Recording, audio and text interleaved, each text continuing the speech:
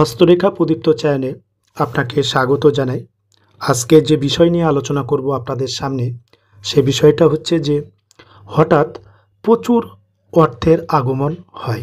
আজকে এই বিষয় নিয়ে আলোচনা করব, তো আপনারা ভিডিওটা শেষ পর্যন্ত দেখবেন, তাহলে পরে আপনি বুঝতে পারবেন যে আপনার জীবনে এই ধরনের ঘটনা ঘটবে। তো এটা ছেলে এবং মেয়ে উভয়ের ক্ষেত্রে প্রযোজ্য। যে রেখাগুলো আমি দেখাবো, এগুলো ছেলেদের হাতে থাকলে পারে আপনি যে ফলটা পাবেন, মেয়েদের হাতে থাকলে পারে আপনি সেই একই ফল পাবেন। তাই প্রত্যেকে ভিডিওটা দেখবেন, ভিডিওটা প্রত্যেকের জন্য। হঠাৎ প্রচুর অর্থের আগমন হবে। তো এটা দেখতে গেলে পারে প্রথমে আপনাদেরকে যেটা দেখতে হবে হাতে, সেটা হচ্ছে হাতের দেখুন এই স্থানটা, যে স্থানটা আমি দেখাবো আপনারা প্রত্যেকে একটু ভালো করে লক্ষ্য করুন। এই ক্ষেত্রটাকে বলা হয় রাহুর ক্ষেত্র। প্রত্যেকে একটু ভালো করে বুঝে নিন। আবার অনেকে এই ক্ষেত্রটাকে রাহুর ক্ষেত্র বলে। এটা নিয়ে বিতর্ক আছে, রাহু স্থান নিয়ে। তবে আমি বলবো আপনাদের এই স্থানটার দিকে আপনারা লক্ষ্য রাখুন, এটাকে রাহুর ক্ষেত্র বলা হয়।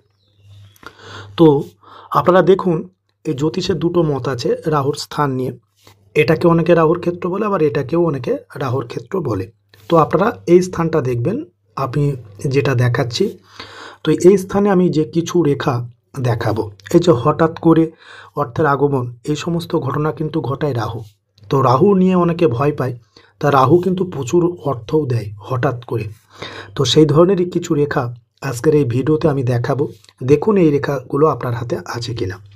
প্রথমে দেখুন আপনার হাতে এই স্থানটা দিকে লক্ষ্য রেখে আমি যে কথাগুলো বলছি এগুলো আপনারা একটু মন দিয়ে শুনুন।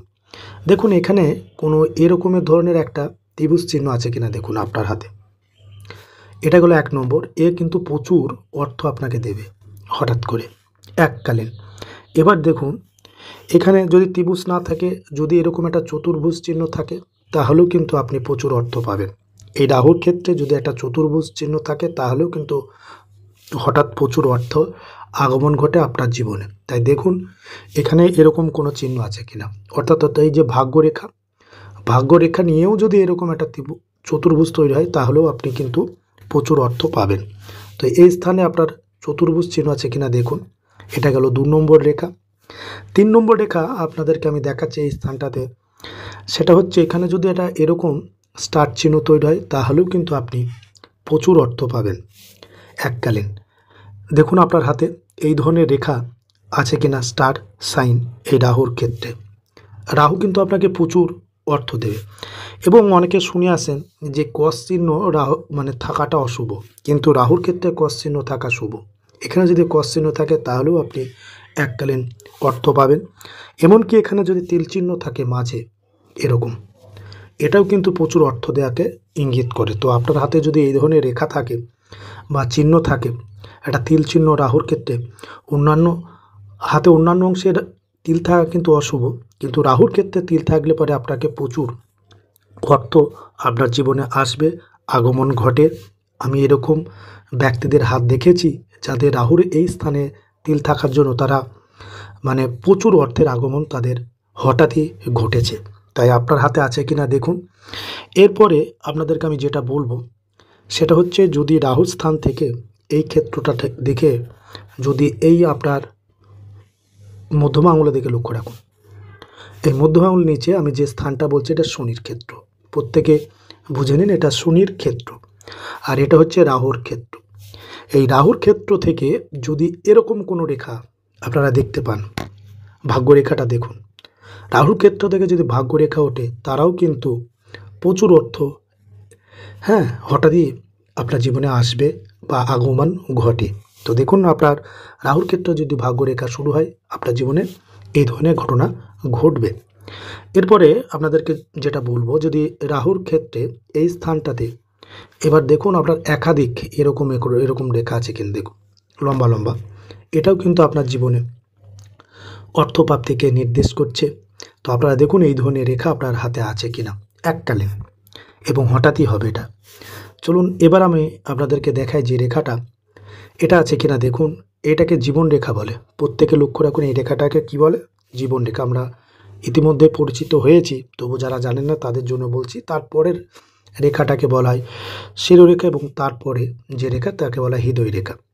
প্রথমে যে রেখাটা জীবন রেখা, তারপরেরটা হচ্ছে শিরোরেখা, তারপরেরটা হচ্ছে হৃদয় রেখা।